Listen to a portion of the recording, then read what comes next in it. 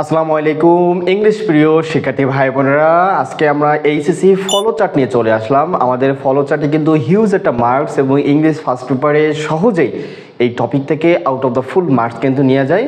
কিন্তু এই টপিকটা করার সময় আমাদের ম্যাক্সিমাম স্টুডেন্ট উত্তর খুঁজে পায় না যে আমরা কোথা থেকে উত্তরটা কাউন্ট করব, কতটুকু উত্তর কাউন্ট করব। এই সমস্যার কারণে কিন্তু আমাদের অ্যান্সারগুলো ভুল হয়ে যায়। জাস্ট একটু মনোযোগ সহকারে খেয়াল করলে এই টপিকে out of the full marks কিন্তু তুমি সহজে এবং সুন্দরভাবে নিতে পারবে। এবং আমি যারা টোটালি পারো না ফলো চার্টটা, তাদের জন্য আমি একটা টেকনিক শেখাই দেবো ক্লাসের শেষের দিকে, যে টেকনিকটা দিয়ে তুমি কিন্তু সহজেই প্রত্যেকটা উত্তর খুঁজে বের করে নিতে পারবা।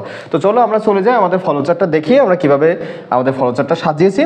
প্রথমে আমরা দেখবো আমাদের ফলো চার্ট করার সময় কিছু নিয়ম মেনে চলতে হবে। যে নিয়মগুলো মেনে যদি আমি ফলো চার্টটা অ্যান্সার না করি, তাহলে আমাদের অ্যান্সারটা ভুল হওয়ার সম্ভাবনা 99% থেকে যাবে। প্রথম দেখো, আমাদের প্রথম কাজটা করতে হবে কি, প্রথম হচ্ছে শোয়িং, হাইলাইটিং অথবা মেনশনিং শব্দের পরে আমাদের বিষয় অথবা টপিক দেওয়া থাকবে, যে কোন টপিকের উপর আমার ফলো চার্টটা মেক করতে হবে। বি কেয়ারফুল, আমাদের যে প্রশ্নপত্রের টাইটেলটা বা শিরোনামটা দেওয়া থাকবে, সেই টাইটেলে আমরা তিনটা শব্দ খোঁজ করবো। প্রথমে দেখবো শোয়িং আছে কিনা, হাইলাইটিং আছে কিনা অথবা মেনশনিং আছে কিনা। ম্যাক্সিমাম জায়গায় শোয়িং শব্দটাই থাকে, তারপরে দেখবা একটু বোল্ড কালি দিয়ে বা তারপরেই লেখা থাকবে যে তোমার এক্স্যাক্টলি এই গ্রাফ চার্টটা কোন বিষয়ের উপর লিখতে হবে বা কোন কোন অ্যান্সারগুলো এখানে অ্যাড করতে হবে। সো প্রথম কাজ হচ্ছে প্রশ্ন টাইটেলটা ভালোভাবে পড়বা এবং শোয়িং হাইলাইটিং এর পরে কোন কথাটা উল্লেখ করছে সেটা সুন্দরভাবে পড়ে বোঝার চেষ্টা করবা যে আমার এক্স্যাক্টলি কোন অ্যান্সারগুলো নিতে বলছে। যদি তুমি এটা ধরতে পারো তাহলে 90% ফলো চার্ট তোমার জন্য কি হয়ে যাবে, একদম ইজি হয়ে যাবে। কারণ টপিক না ধরতে পারলে তুমি কোন টপিকের উপর অ্যান্সার লিখবে এটা কিন্তু তুমি বুঝতে পারবে না। সেকেন্ড নাম্বার দেখো, অ্যান্সারগুলোকে অবশ্যই শর্ট নোট আকারে লিখতে হবে।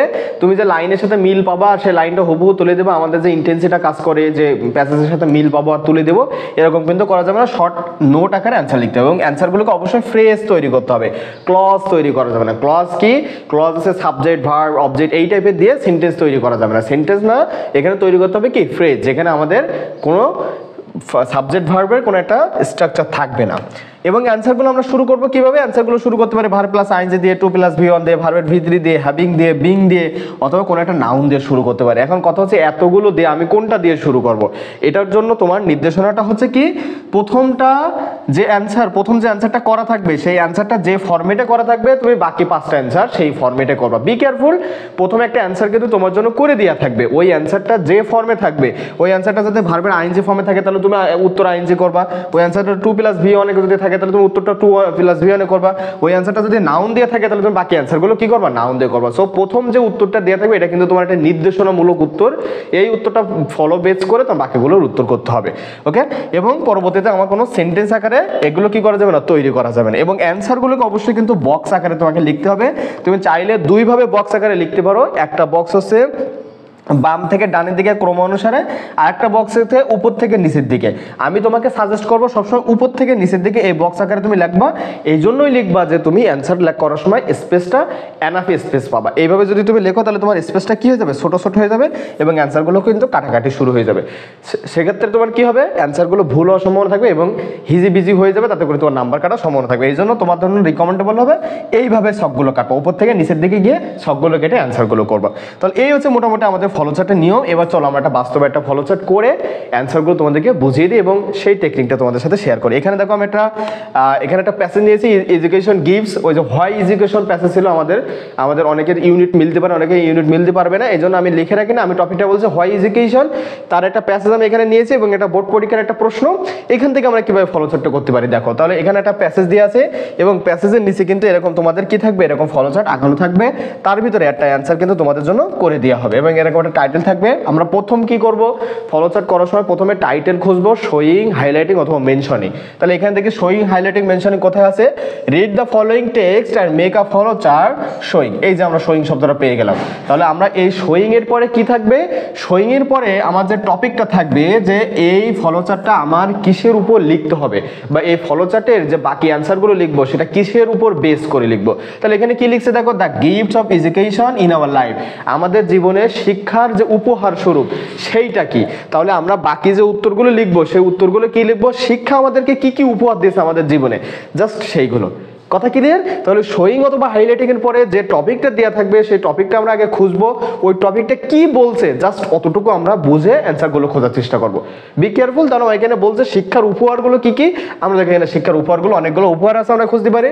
যখন শিক্ষা আমাদেরকে জ্ঞান দেয় এবং সেট অফ অ্যাবিলিটিস, একগুচ্ছ আমাদের দক্ষতা প্রদান করে থাকে, আমাদেরকে সেলফ কনফিডেন্স শেখায়, আমাদেরকে কমিউনিকেট করতে শেখায়, আমাদেরকে কি করে ম্যানেজ আওয়ার অ্যাফেয়ার্স, আমাদের সম্পর্কগুলোকে ম্যানেজ করতে শেখায়, আমাদের থিঙ্কিং ইন্ডিপেন্ডেন্টলি, আমাদের স্বাধীনভাবে মুক্ত চিন্তা করতে শেখায়, আমাদের কি করে শেখায় হেটেড অর কনফ্লিক্ট, আমাদের ঘৃণা করতে অথবা আমাদেরকে কনফ্লিক্ট শেখায়, আমাদের কি শেখায় পার্সোনালিটি শেখায়, আমাদের কি শেখায় অ্যাওয়ারনেস শেখায়।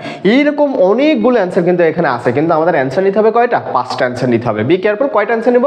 5টা অ্যান্সার নেব। তাহলে এই জিনিসগুলো আমরা কি করি, এবার আমরা একটা ফলো চার্টে সাজাই ফেলে এবং উত্তরগুলো তোমাদেরকে দেখি আমরা কিভাবে সাজিয়েছি। তাহলে আমরা প্রথমেই নিলাম, দেখো প্রথমটা আমাদের অ্যান্সার করা ছিল যেহেতু অ্যাওয়ারনেস, এটা আমরা বসাই দিলাম। দ্বিতীয়টার অ্যান্সার আমরা কি নিলাম? Knowledge and set of abilities. তৃতীয়টা নিলাম সেলফ কনফিডেন্স। 4 নম্বরটা দিলাম ম্যানেজিং আওয়ার অ্যাফেয়ার্স। 5 নম্বর দিলাম hearted to the or conflict এবং 6 নম্বর নিলাম পার্সোনালিটি। এখন কথা হচ্ছে এটা আমরা কিভাবে সাজালাম।